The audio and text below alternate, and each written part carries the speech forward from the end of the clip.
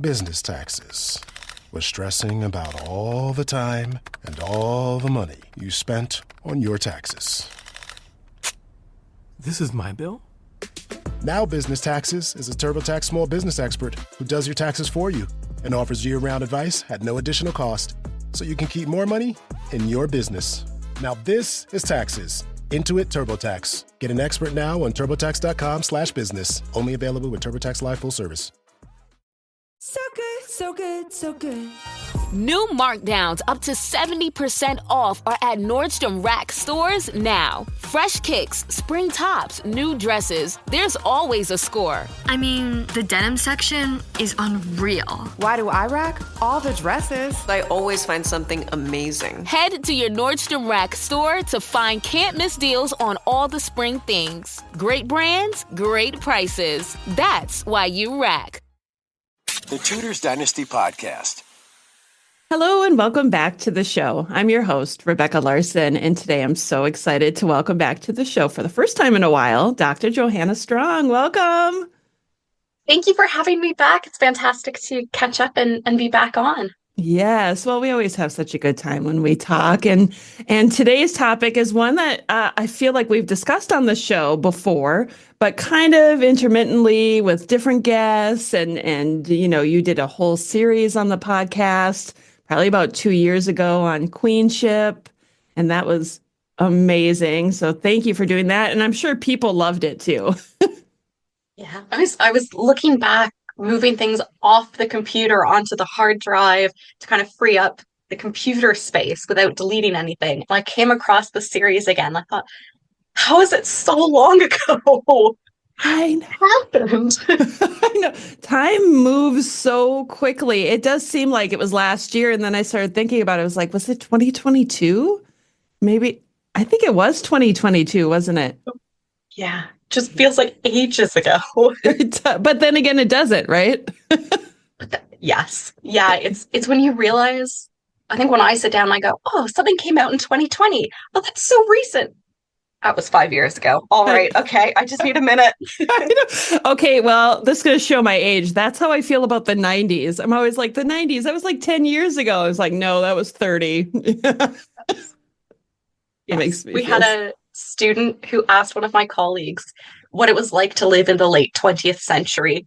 She went, no, unaccepted, get out. No. I would start crying. No, please don't call it that. Okay, well, we're not talking about the late 20th century today. We're going to talk about the 16th century, aren't we? It's our favorite. One of our favorite centuries. Yeah, it's definitely. And of course, you are one of the experts in the field of Mary the First. And that's really what I want to focus on today. And there was the recent show that came out on, I think it was BBC. Was it BBC? Yeah. And PBS, correct? Yes. And you had some part in that. Why don't you tell everybody about what your part was? So for the eagle-eyed among you in the American and Canadian audiences, I just need you to imagine after Lucy Worsley's name is my name, because I think PBS didn't get the memo that I was in the credits, but BBC did. So I'm taking that one. So it would have been probably about a year or more ago. I got an email in my inbox. And I was at work, and it's from one of the producers. I just went, guys. Yes. And I was so excited. And it basically was that the show or the series was wanting to do an episode on Mary. And could I have a chat with them kind of about my research and about how they're wanting to steer the show and kind of what they want to talk about. And it's like, yes, of course, absolutely. I definitely want to talk to you about this. And so it kind of through the planning phases, and then as they were pulling the episode together more officially and formally, it was a few meetings and some emails back and forth about, this is my research, this is what we know of her legacy, because they were wanting to focus basically on, does Mary deserve the Bloody Mary moniker. And this will be a spoiler for anyone who hasn't yet seen it, but I think the episode definitively says no, she does not. Or if she does, so do the rest of the tutors. So it was really exciting to be able to go and tell them kind of this is how it's created over the years, and this is why Mary gets the reputation that she does.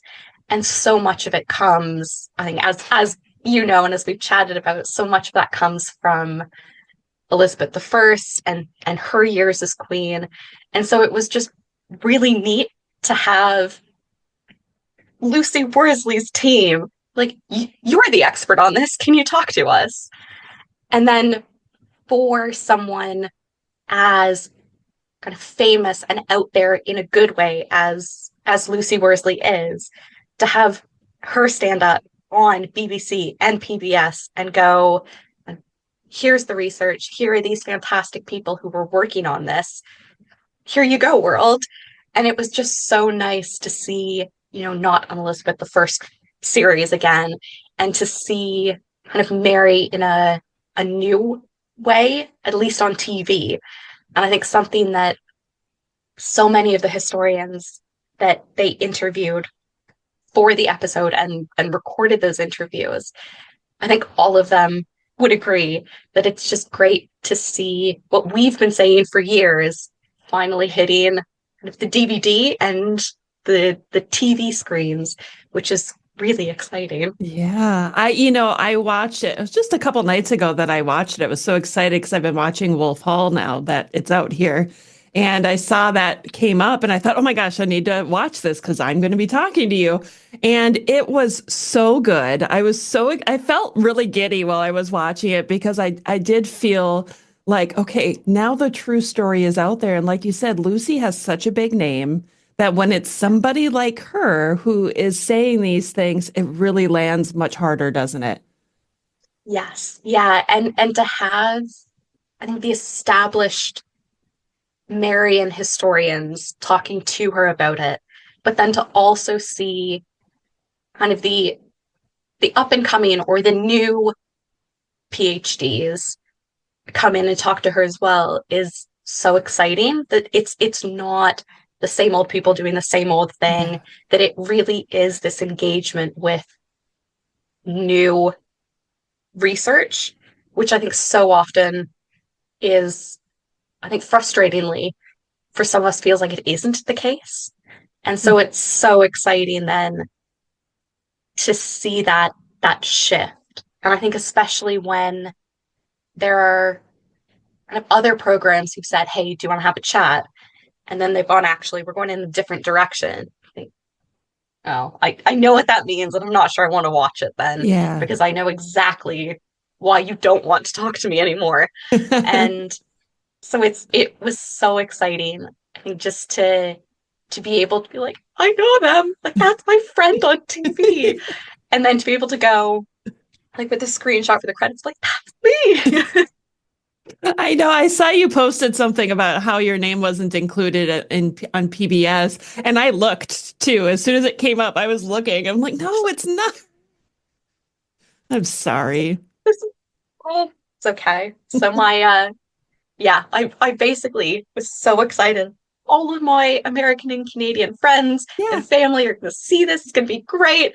And I was like, oh, okay. Well, that's okay. I know that I'm in there. Yes. Clearly, they didn't know that you're Canadian. Otherwise, they would have included you. Which my comment then was, well, maybe with all the budget cuts, PBS can't be seen to be fraternizing too much with Canadians. Yeah, maybe. Oh my gosh, that's funny. Yeah. Watching that, it was, I think, probably the biggest eye opener to me, and I don't know, this might come as a surprise to you, was when she was going through John Fox's Book of Martyrs.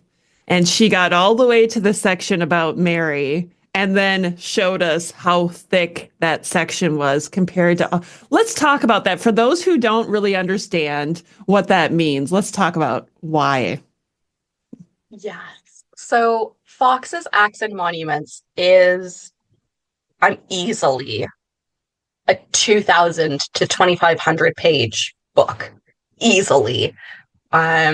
Especially when you get it kind of as it's being published, and they keep adding to it even after Fox is dead. And so they just keep adding and adding and adding. And so it just gets bigger and bigger and bigger.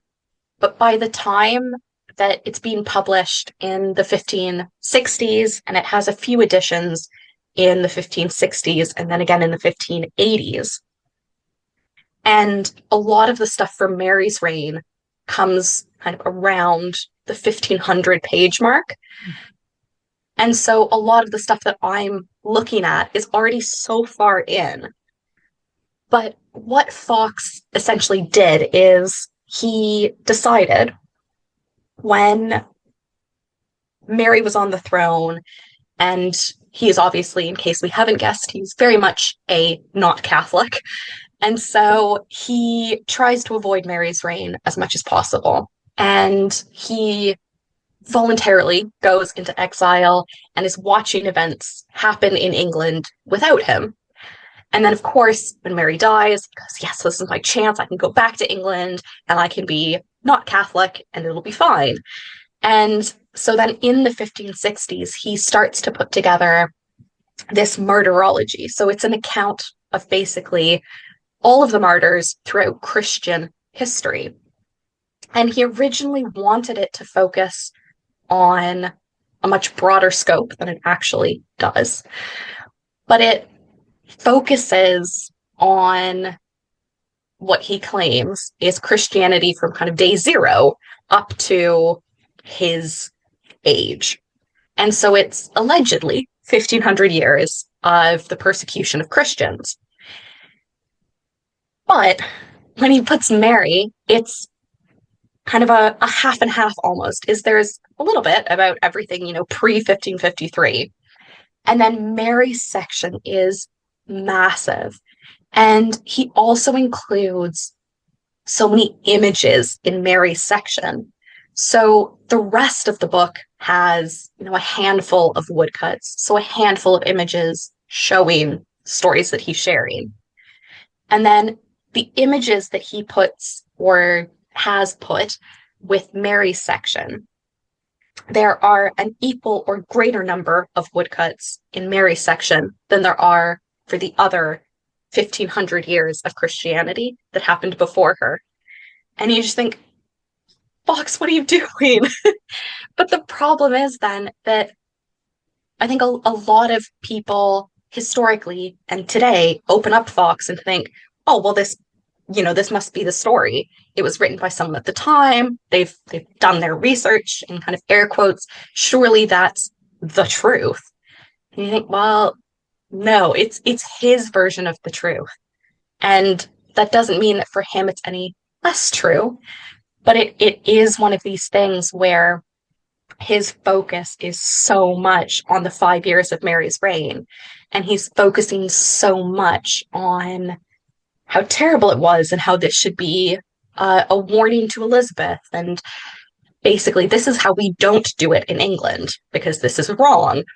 And for that focus to be so much on Mary is just, I think, astounding to me. But it's such a good resource to get into his head and then to get into the heads of kind of 1560s people reading it to go, well, why would you buy a book like this? And actually, because it fits with what you're learning and what you're feeling and how you're remembering everything. Yeah. Do you think John Fox is the one who started the ball moving on the Bloody Mary moniker? I don't think he actually used that phrase, but he seems like he was the first one to kind of label her as bad.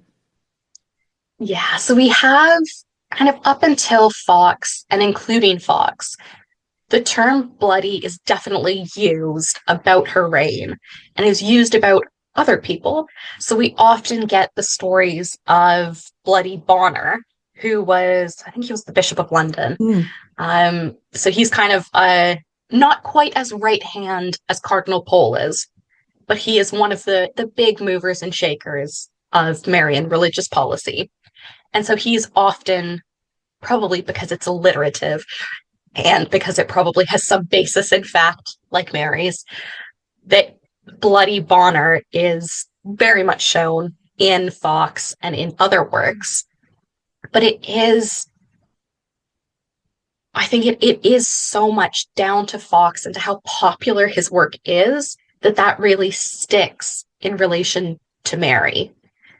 And what's really interesting in that is that he refers to the bloodiness of her reign. He refers to kind of the bloodiness of her policies. He refers to the bloodiness of her counselors.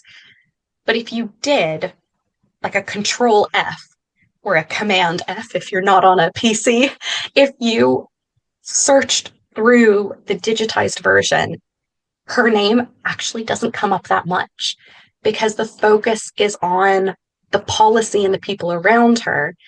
And so in the same breath or in the same kind of quill stroke, Fox is blaming Mary's counselors for it and is blaming her for the poor leadership around her, but then is also kind of writing her out of it and going, well, she didn't do anything. It was everyone around her, and they're all terrible people. And so that's really interesting that in a sense, this is, or that section of his book is all about Mary, but it's not really about Mary at all if you're looking just for her. And I think that's a fascinating bit of it, that he plays such a role. And because Acts and Monuments is ordered in 1571 to be put into every cathedral church, it becomes kind of the official understanding of that history. And so that idea of this bloody reign really becomes, I guess, accepted by the Protestant communities or by those who don't have a vested interest in arguing otherwise. And so he really portrays her as kind of the head of a bloody reign. But it's not until the 1650s that we actually get Bloody Mary used kind of with the two words together, used to refer to Mary herself and not just to her reign or to her counselors or to her policy. How big of a factor do you think it is? And I feel like I know the answer to this already, but I'm going to ask you, but how big of a factor do you think it is that she was the first queen regnant and that's why this is being said about her? Yeah, I think so much of it comes down to just to gender and to expectations placed on her because she is a woman. And so much of that, I think, as well comes from the fact that she does have some precedents. So I would argue, others would argue, that Matilda in the 1140s is equally a queen, but she's not recognized universally in England. And so she doesn't often get put on that ruler of rulers. She's often excluded, even though she probably should be counted. And the other one who often gets discounted is Jane Grey, Jane Dudley, once she gets married, because she, for 12 days, is the Queen of England and is accepted, again, not universally, but is proclaimed queen. And I think what happens with Mary then is she has these examples of previous queens, but because kind of they're run out of the country, they're run out of power for Matilda, and because they are overthrown, to put it in the bluntest of terms, in the case of Jane, Mary is the first queen regnant to kind of take power and hold power and have it proclaimed and have it consolidated and has a reign that comes after it that's more than a few days or weeks or months. And one of the problems that she faces is that everyone kind of looks at her and goes, all right, we understand how a monarch works. We understand how a king works, but you're a queen. How does that work? And so what she has to do at the beginning of her reign is she quite publicly and officially has to, in Parliament, basically go, I understand that everything says king. When it says king, can we all just agree it also means queen? And so she very publicly has to say, I could go one of two ways. The first way is to go, well, it says king. I'm not a king. I can do what I want. Or the second way, and the one that she chooses, is to go, I know it says king, but it just means the person who's inherited the throne in their own right. So I will count as a king. And so she has that weird kind of double role in a sense that she has to be a king in the sense that it's her crown. She doesn't get it because of who she marries. She gets it because of who she is. But at the same time, she also has to play the role of a queen because when she gets married, Philip can't give birth. Philip can't provide the heirs. Philip can't, ask for mercy on her behalf because that's going to make him look like a weak man according to the expectations of the day. And so she has to navigate this very complex situation of how do you be a king and a queen? How do you represent your own power without, once she's married, making Philip look like he's weak or he doesn't have power or he's the submissive part of the partnership? And I think so much of that comes into why it's such a complex legacy then, because at some points, historians will look at it and go, well, it's really Philip's influence that does X, Y, Z. Really, it's Philip's influence over the church, and that's why he leads the policy. You think, well, yes, but at the same time, for Mary, of course she's going to turn to Philip and go, can you do the church stuff? Because she's a woman, and especially a Catholic woman at the time, and a Catholic woman, as we look back on it, she doesn't have a voice in the official church because it's run by men. And so it's natural for her to then turn and go, well, Philip, you're a man. They'll listen to you. Can you do this? And it's that complexity, I think, of wanting to do things like touch for the king's evil. So basically touching for scrofula, which is a form of tuberculosis, I think, and kind of taking on that role. And historians will say, oh, it's the first time that a queen did it. You think, well, I mean, yes, by definition, yes, but she's just another monarch doing it. She's not the first. She's just the first who happens to have a girl's name while doing it. Yeah. And so it's that distinction there of she's special in the sense that she is the first crowned queen regnant, but she's not so special in that she's just continuing on this legacy. And I think because of those expectations of, you have to be strong and independent, but you also have to listen to your husband. You have to lead on policy, but also you can't get up in church and say anything. It makes it so hard for her to navigate. And I think makes it so hard kind of for us to navigate even in 2025, because we look back at it and we go, well, what was expected of her? And if she steps too far outside of that, she's, a monster.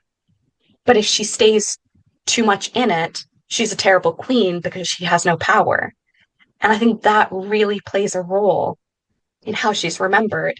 And especially if the throne in 1558, I don't know what happened to Elizabeth, but if she weren't there in 1558 and it had gone to a man, which it probably wouldn't have because none of the possible heirs were men, but had it gone to a man, looking at Mary would have become, I think, a lot more gendered. But because the throne goes to Elizabeth, she's again a queen. She's again a queen in kind of a king's role, in a sense. She's again a woman king. And so authors can't attack Elizabeth for that, and they can't attack Mary for that. And so they have to pick something else that differentiates the two women, and that becomes religion. Yeah. And so I think it's kind of that three strikes against Mary, in a sense, that for Elizabeth, the strike against her might be seen that she's a woman. But she doesn't marry. She's strong and independent, and she's Protestant. And for Mary, the three strikes are she's a woman, she gets married to a Spaniard of all people, and she's Catholic. And it's that marriage and the Catholicism which really get latched onto. And then adding in the fact, oh, and she's a woman who doesn't understand how it works, just makes that a million times worse. Last week was our first playoff game, and my plaque psoriasis was so itchy under all my gear. Sometimes just thinking about scratching could take me out of the moment. And then my doctor told me I could get clearer skin with a pill called Otezla. Otezla apremilast is a prescription medicine used to treat adult patients with plaque psoriasis for whom phototherapy or systemic therapy is appropriate. Otezla can help you get clearer skin after just 4 months. Okay, ready for the next game. Talking to my doctor about a pill was a total game changer. Don't use Otezla if you're allergic to it. Get medical help right away if you have trouble breathing or swallowing, swelling of the face, lips, tongue, throat, or arms. Severe diarrhea, nausea or vomiting, depression, suicidal thoughts, or weight loss can happen. Tell your doctor if any of these occur and if you have a history of depression or suicidal thoughts. Live in a moment. Ask your doctor about Otezla. Call 1-844-4-OTEZLA or visit Otezla.com for prescribing info about cost, and more. Acura's all-new ADX, a compact SUV that isn't just built for one thing, it's precision-crafted for everything. To escape the grind with available all-wheel drive. To go with your flow with available Google built-in. Hey Google, turn it up. Okay, turning up the volume.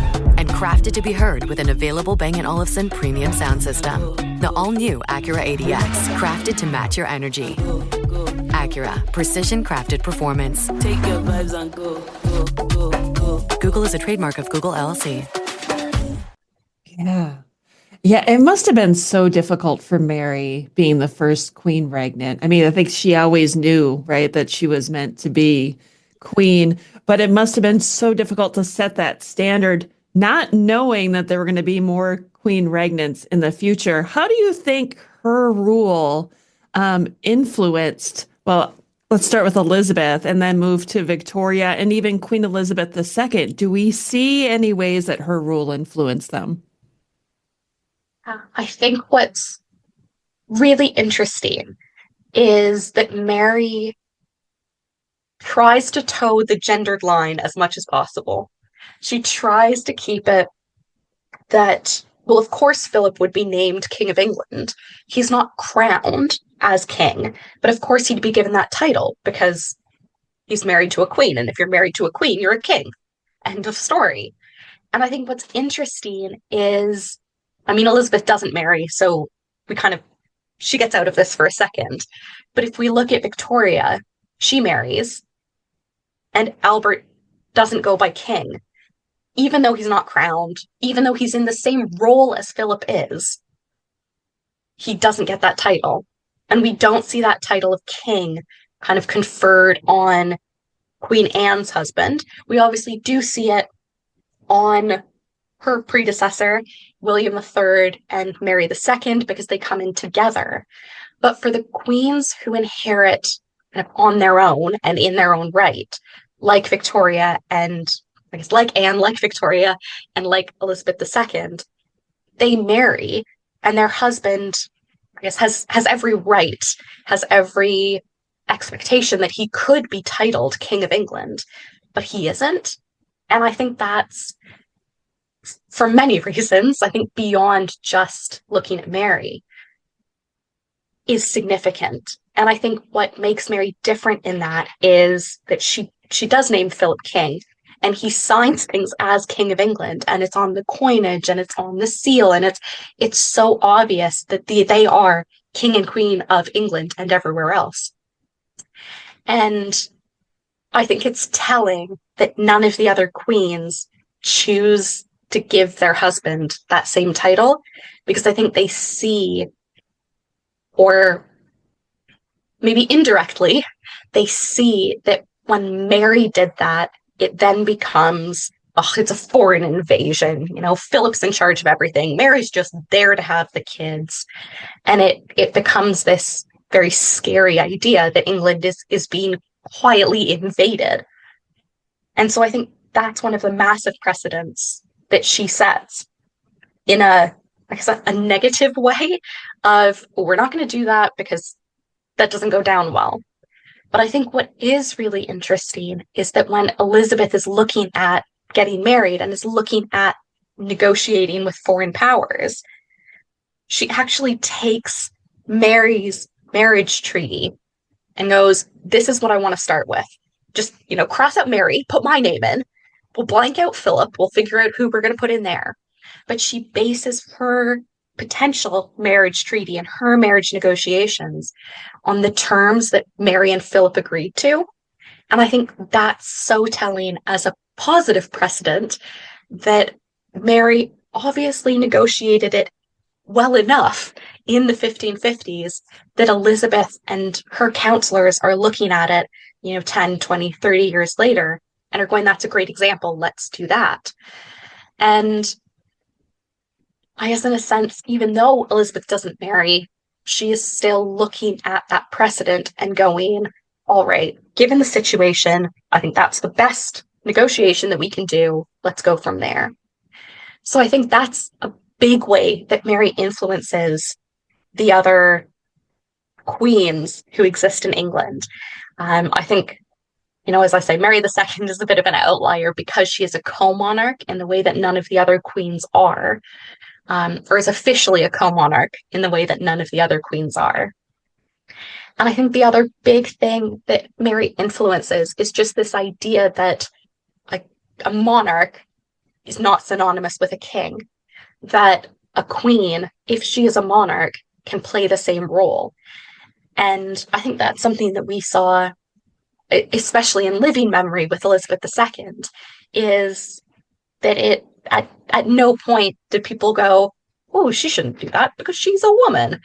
That was just kind of the standard. And I think she also took that as, I'm a woman and I can do whatever Philip can do, no problem.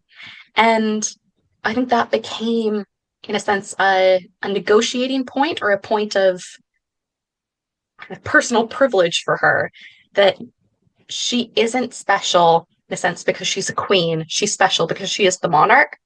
And I think Mary is the first one who really sets that out and who goes, I'm special because I have a name and a number. Mm-hmm. I'm not special. Well, she really didn't have a number because they didn't know there would be a Mary II, but she's special because of who she is, not of what she is, in a sense. And I think that's the big precedent that she sets, is that it is doable. And it's doable as a woman and it's doable as a queen. And I think that's the big overarching precedence that she sets for later English and then British queens. Yeah. How much of an impact do you think that her mother, Catherine of Aragon, and her grandmother, Isabel of Castile, had on her? So much. Just so much. I don't think we can underestimate that, because Catherine of Aragon grows up in Spain looking at her mother and her father as co-rulers, as kind of joint monarchs, unofficially. Officially they are monarchs of different places, but they rule as a team. And so Catherine grows up and kind of goes, well, it's normal for someone to be queen and have as much power because I see it every day.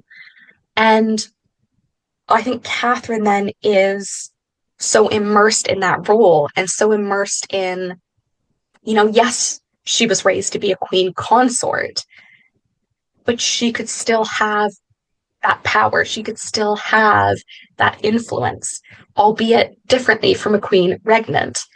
And so then when Catherine and when Henry don't have surviving sons, but they have Mary, I don't think it's kind of out of the ordinary for Catherine's brain to then go, well, that's fine because, mom did it, so why can't Mary do it?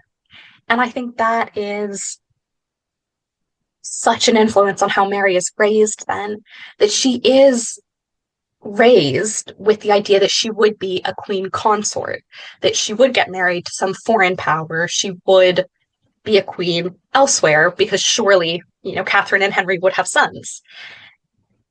But I think the way that Kateryn raises her and the way that Kateryn orders her to be raised is one where she's given the education, she's given the skills, kind of professional and personal, that she can do all of that. And so that step from kind of queen consort into queen regnant isn't as massive a jump as it would be for someone like Queen Jane. It wouldn't be as massive a jump because you're just adding in, one or two things that she can sign legislation or she can do this.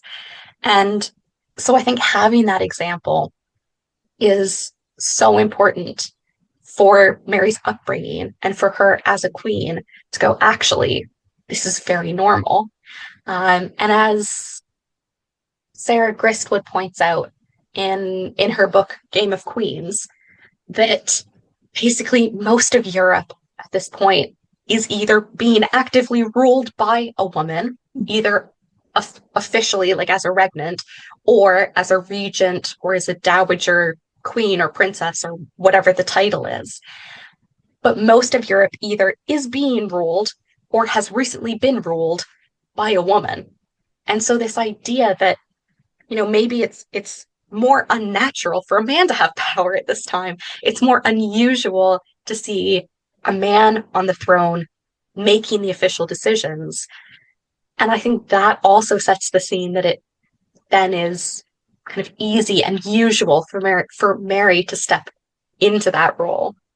And it's in that same book, and this is a fact I think about way too frequently, but that in the game of chess, it used to be that the king was the most important player. That was the player that had all the power.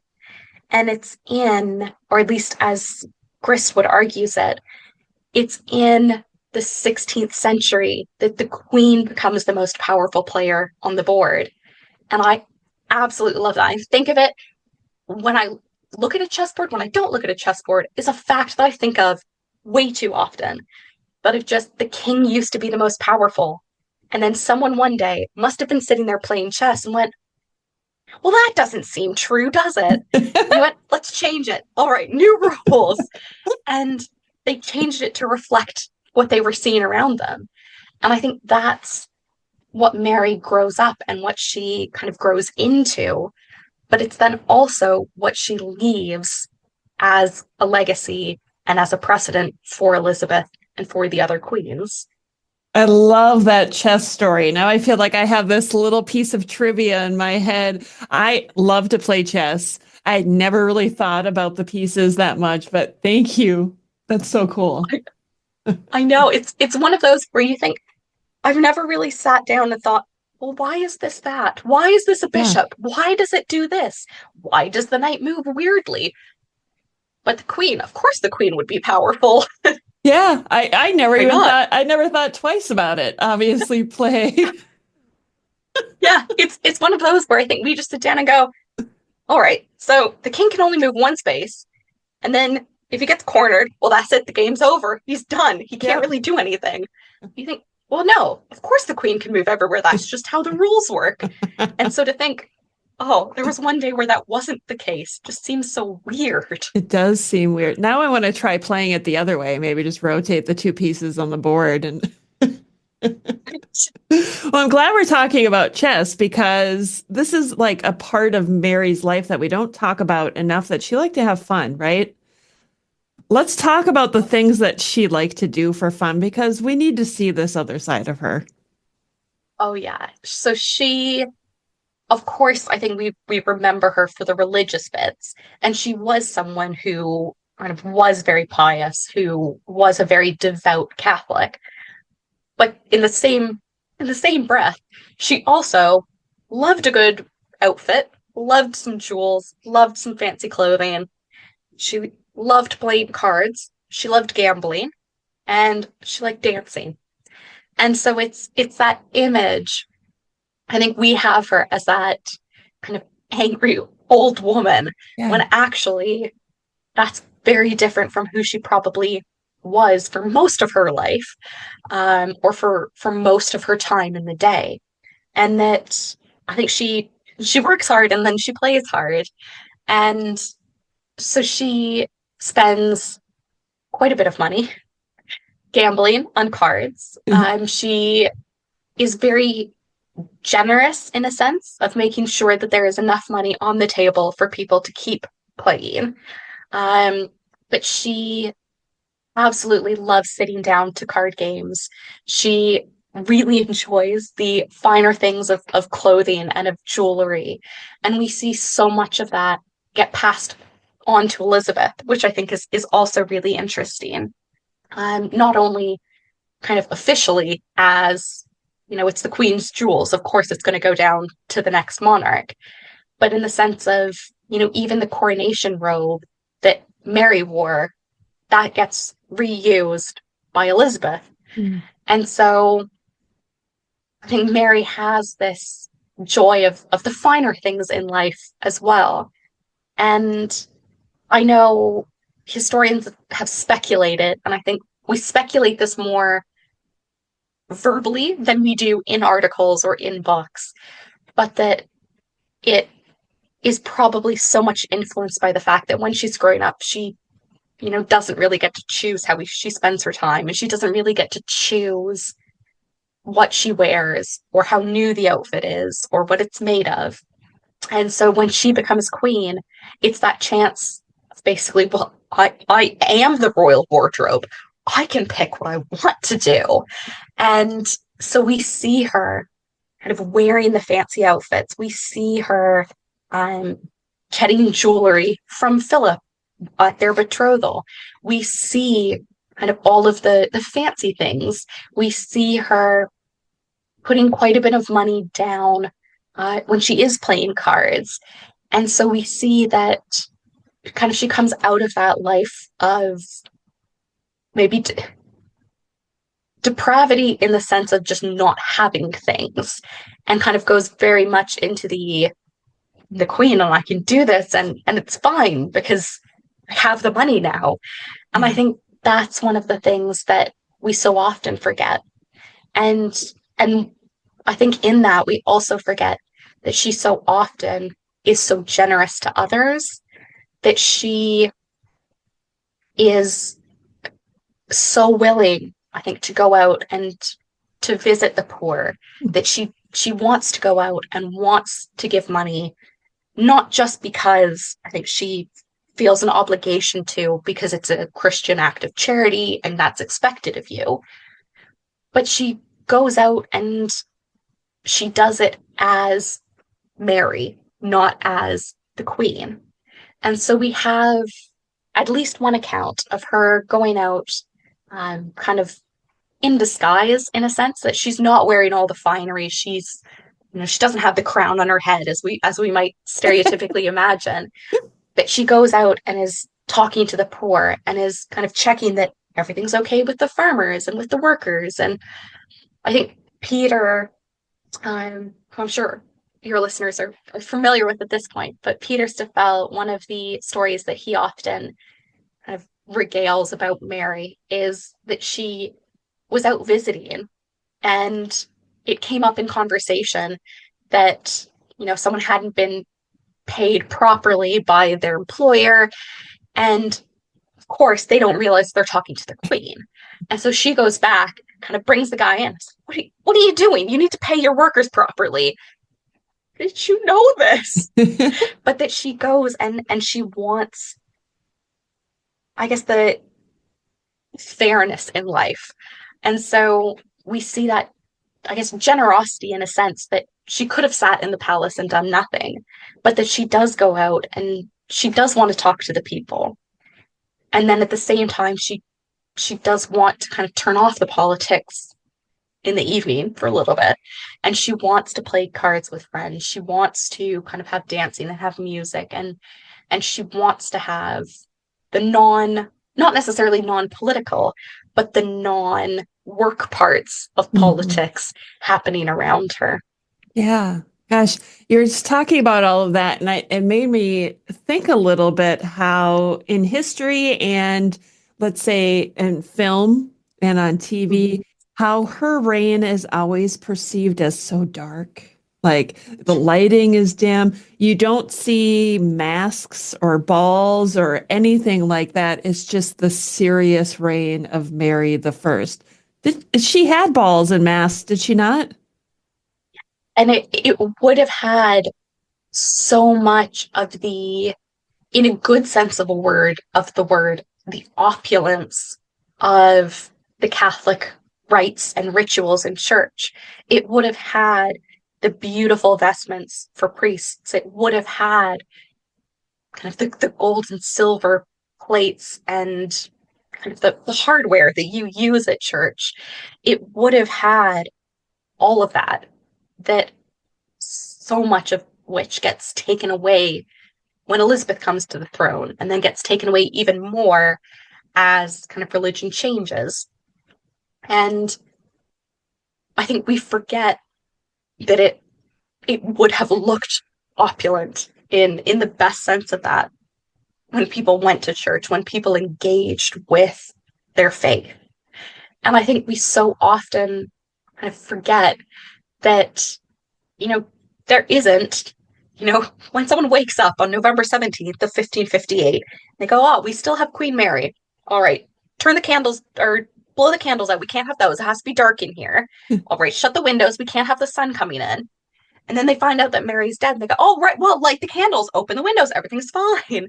And I think it's that it becomes, in a sense, in film and in TV, it becomes an easy way to represent, well, she's obviously the villain because she's always in the dark and she's always angry and she's always just this really grumpy character who's just sitting in kind of the cold, dark, stormy castle.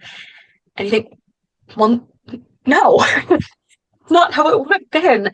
And it becomes, I think, so easy for directors and producers and whoever else has to say in that on screen to go, right, we need her to be the villain, so make it dark, make it brooding, make it the stereotype.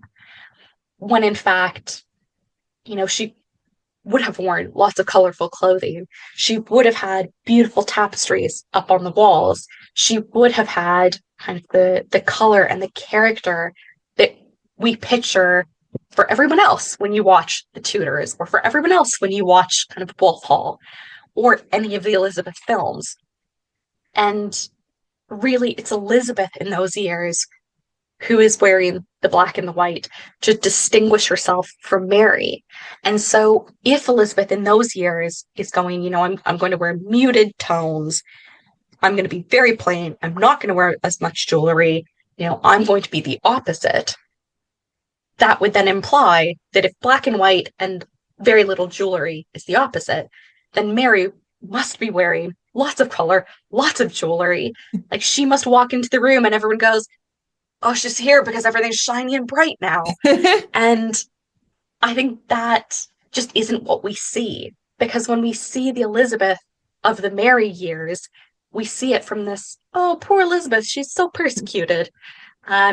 Which, I mean, fair. She's not treated how I think anyone would want to be treated. But she is kind of the victim of the story, or the focus of the story, and it's her perspective. And so we don't see it from Mary's, and we don't see it from that perspective of, well, actually, your sister is kind of being a pain. She indirectly is a threat to your throne because people keep having rebellions in her name. And so it very much then comes across that, Elizabeth has to be the good one, even if that's maybe not how it would have been officially seen during Mary's reign. But just, I think it becomes so easy for the visual effects to make it dark and damp and brooding, because it gives us such a clear symbol of, we're not on her side. That's the bad one. When actually everything is always so much more complicated than that. Yes, far more complicated than that. Yeah. I'm glad you mentioned the colorful clothing and that stuff, because it reminds me of Kateryn Parr. And of course, we know that Mary knew Kateryn Parr. How much of an influence do you think Kateryn Parr actually had on Mary? I think that is such a fascinating relationship because by the time Kateryn is queen, she and Mary are very similar ages. And Mary's old enough, I mean, she's quite a bit older than Elizabeth and Edward, that, she doesn't need a mom. She had a mom who's obviously no longer in the picture because of Henry. And she's at an age where she doesn't need someone to be like, have you done your teeth today? Have you changed the herbs in the rushes? She doesn't need someone to kind of go, this is how to live your life. And so I think that relationship is so interesting because they come at it more as friends. And even though I think Kateryn and Mary are on different sides of the Christian coin, they challenge each other in a good sense intellectually. And I think they challenge each other that, you can always go further with translation, or you can always push yourself theologically. And it's a way, I think, for Mary to have the adult conversation, in a sense, that she gets to speak to someone who is maybe an equal intellectually, perhaps, and that she gets to spend time with her family, but without serving the family as she would have for Elizabeth. And she, I guess, gets to acknowledge that, yes, this is technically a stepmother, but it's a friend relationship as opposed to a parent-child. And I think they probably would have had such an influence on each other personally, and I think kind of academically and intellectually, because we know, obviously, Kateryn Parr does publish her work and her prayers. She does work on kind of translations and religious thought. And presumably then Mary would be in that same environment. And so it's a chance for both of them to deepen their faith and to be thinking about what their faith means for them. And they get to do that since together but separately. And I can't help but think that would have been an influential relationship. That, here is a woman who, in Kateryn Parr, a woman who understood the role she was in for Edward and for Elizabeth as a mother, but then also understood that for Mary, that wasn't the need. And the need was someone kind of to talk to challenge, someone to kind of really bring out the best of Mary's education, and to be able to go, I know that you've been raised by the best. You've had all the best tutors. You've had all of this incredible academic training. So let's use it. And, we're not going to put you in the corner and go, oh, just do embroidery. It's fine. Yeah. That's praised. And I think it's praised in a way that I think is unique, or is more unique to Kateryn Parr than perhaps to the other wives recently. Yeah. I love their relationship. And I can't help but feel a little bit for both women too when Kateryn Parr marries Thomas Seymour. Mary is not very happy about that, is she? No, she sees it very much as a betrayal.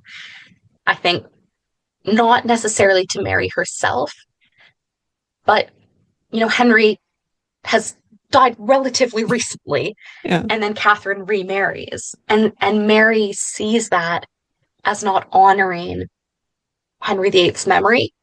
And as much as, Henry, the end of his life, was definitely not, number one bachelor, he still is her father, and he still is the king, and he still deserves that respect in Mary's eyes.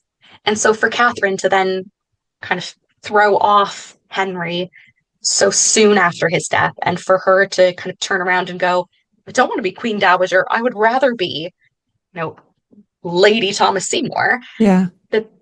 That really for Mary is kind of Kateryn publicly rejecting Henry and rejecting the family and rejecting just the niceties of court life, that there is a mourning period and that you don't get remarried right away out of respect for the dead. Mm-hmm. And I can completely understand why Kateryn Parr was like, finally, 3 husbands in, and I finally get to choose my own.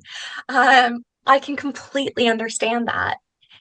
But from Mary's point of view, it is very much, well, he's going to be there in a year. Can't you just wait and show respect to my dead dad? And then we can all move on and be happy in a year.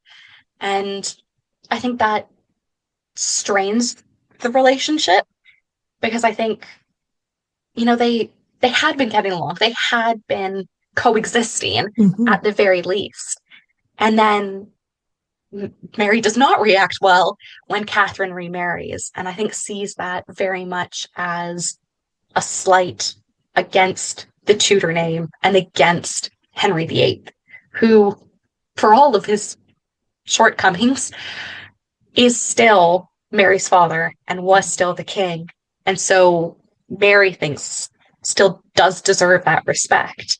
And I think there's, in a sense, a way that when Mary goes against Henry's wishes, she doesn't do so kind of in a, you don't get to tell me what to do kind of way. But she challenges him, if we think in the 1530s, when he's pushing her to accept that he's the head of the Church of England. She doesn't say no because she doesn't want to. She says no because she's worried about her soul. And I think there's a difference there, that when Mary challenges Henry, it's not because something else looks better or she thinks it's going to go differently. It's that, God is first, Henry is second. And if he had asked her to do anything else, she would have.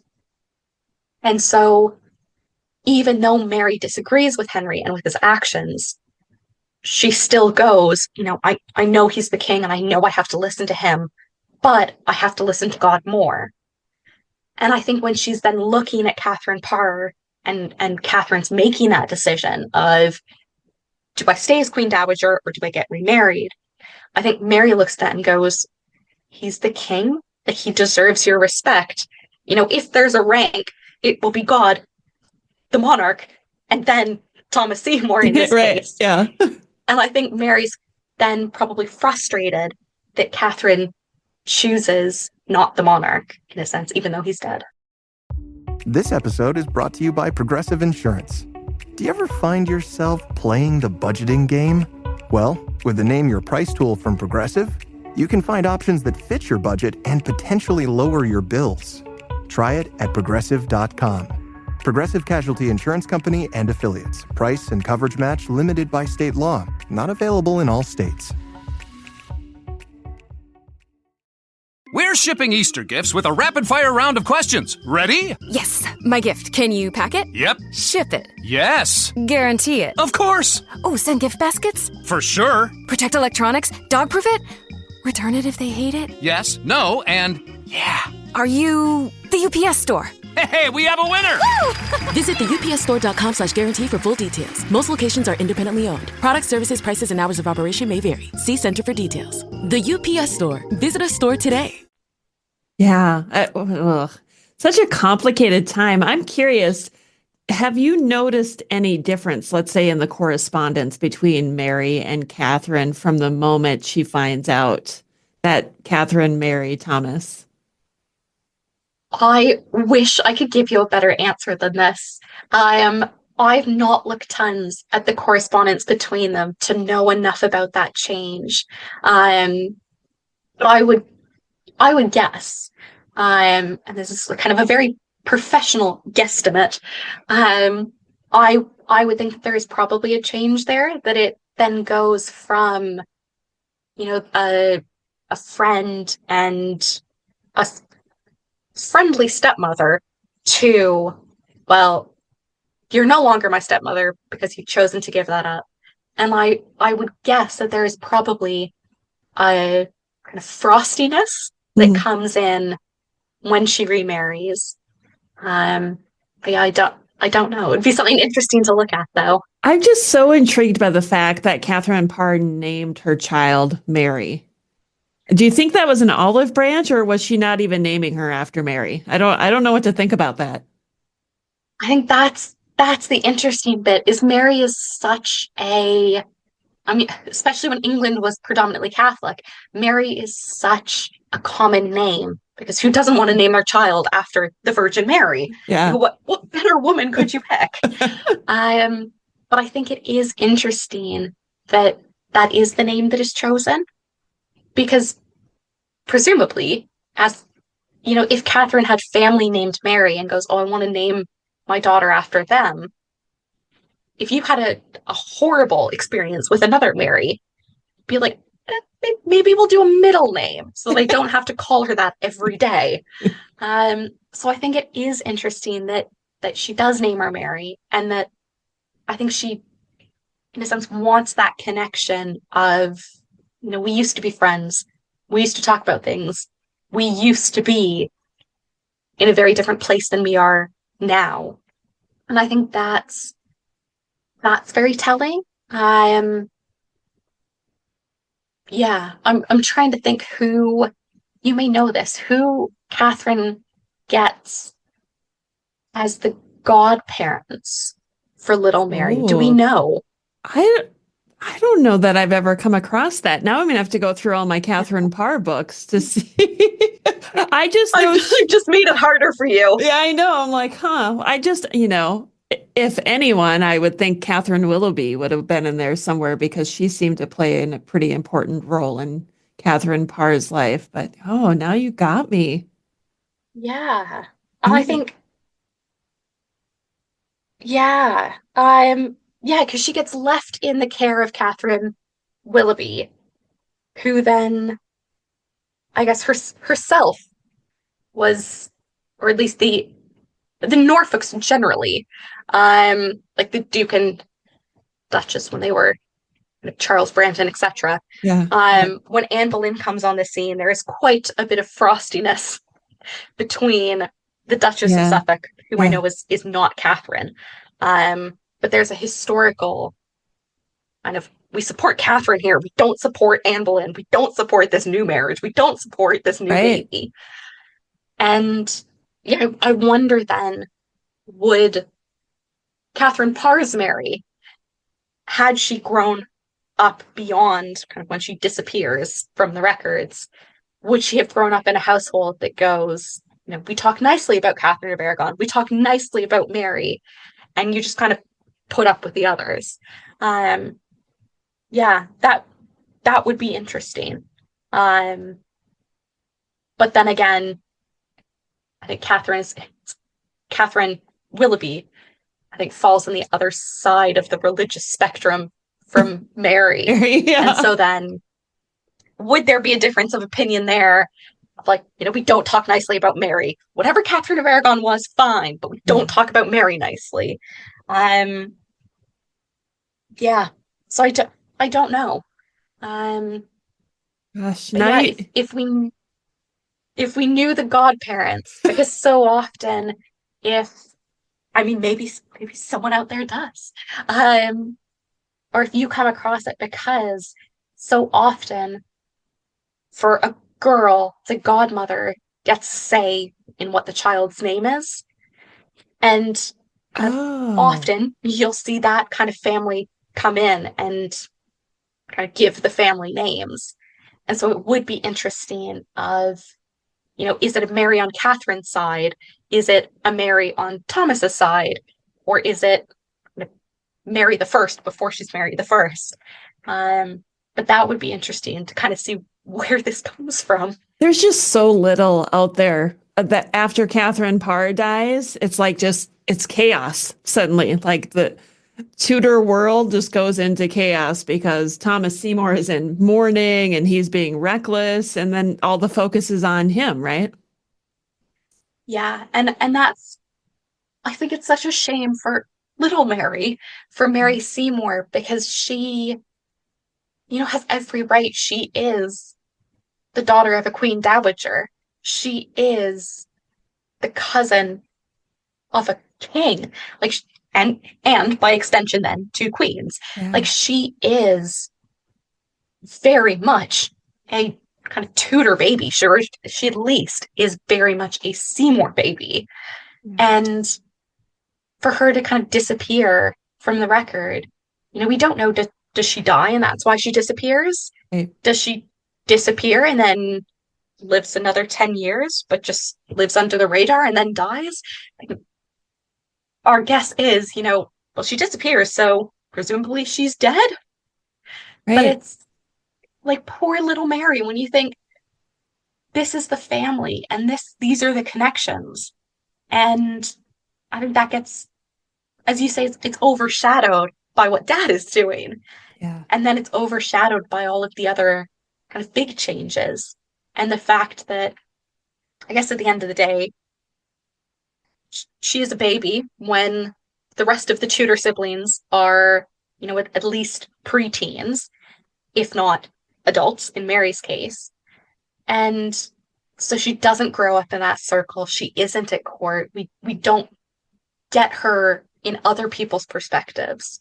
And I just think it's so sad. It's one where I think I want to know what happened. Yes.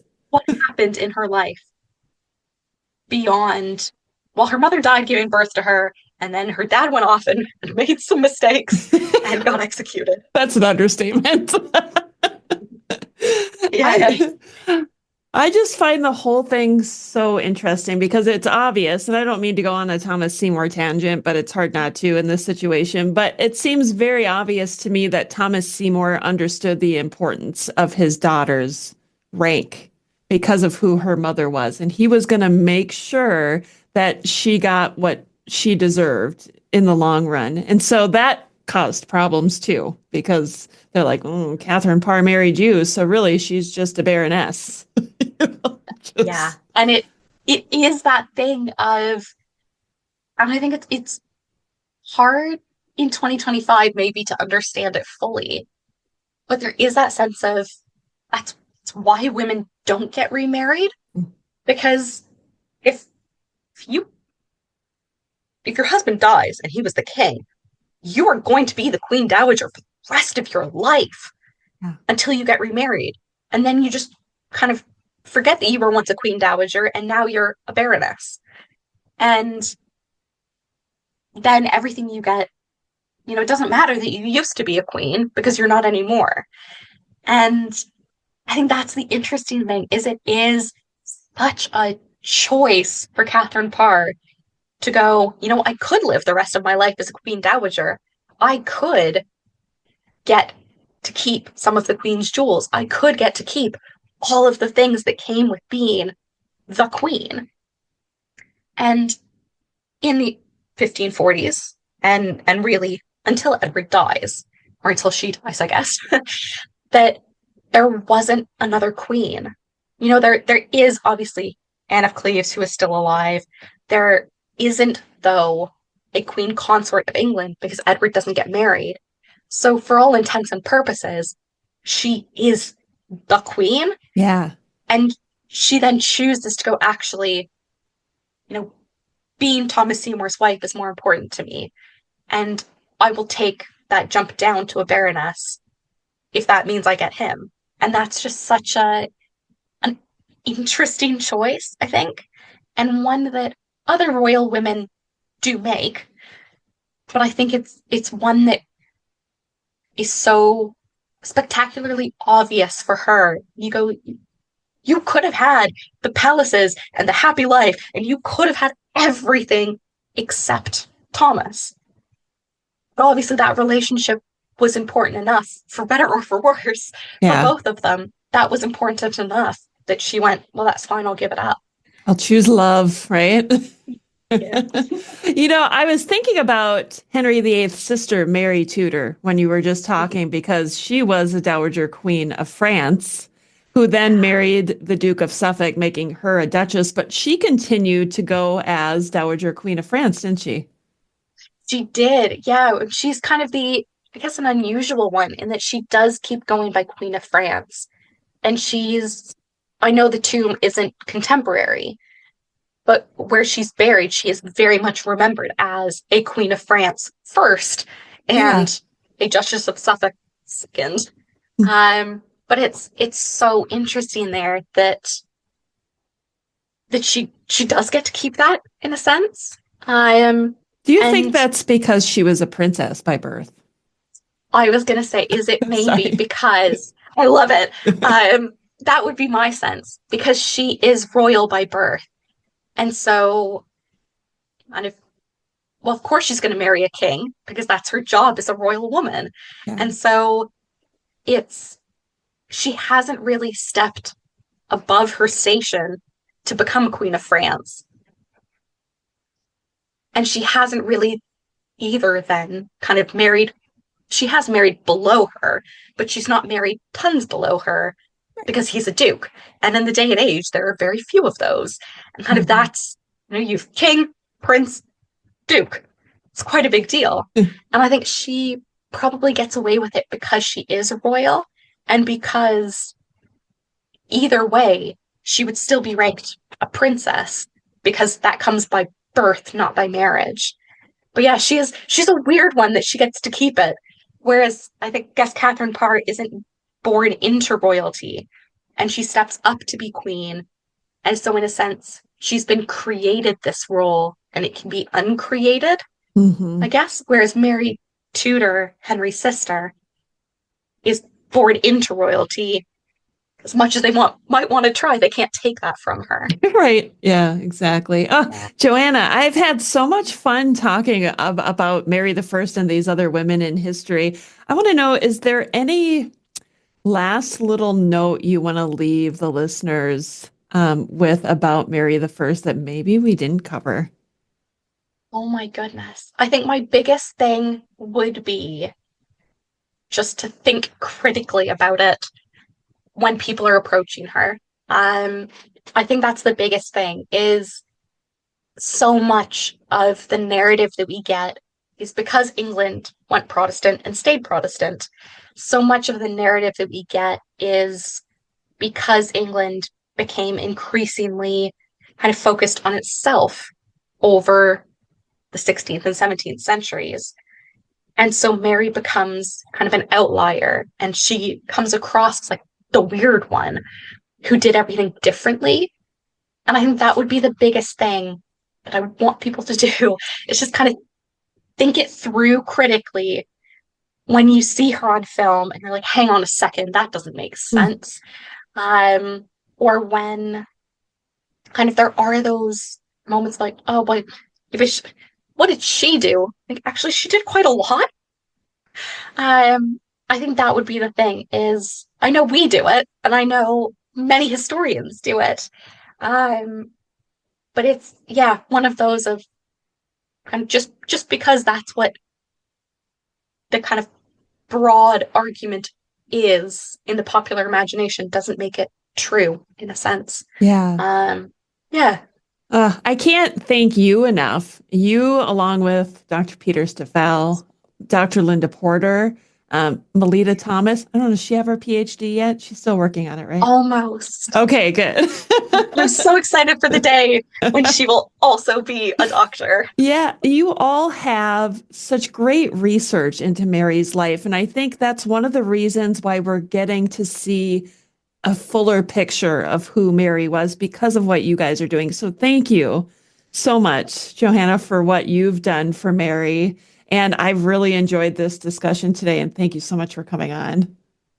Thank you for having me. It's always wonderful to chat research, and always wonderful to chat with you. I think you were one of the first kind of public engagement that I did starting my PhD. And so you will always have kind of a special place. So it's always fantastic to chat with you. Oh, thank you so much. And that concludes another episode of the Tudors Dynasty podcast. Thank you so much for listening. If you love the show and would like to show your support, consider becoming a patron over on Patreon. That's patreon.com/Tudors Dynasty. Over there, you'll get commercial-free episodes, early access, and some patron-exclusive content as well. If you would prefer to show your support in another way, head on over to my website, tutorsdynasty.com, and click on the shop to see some of the new merchandise that I have available. Thank you so much for listening. Until next time.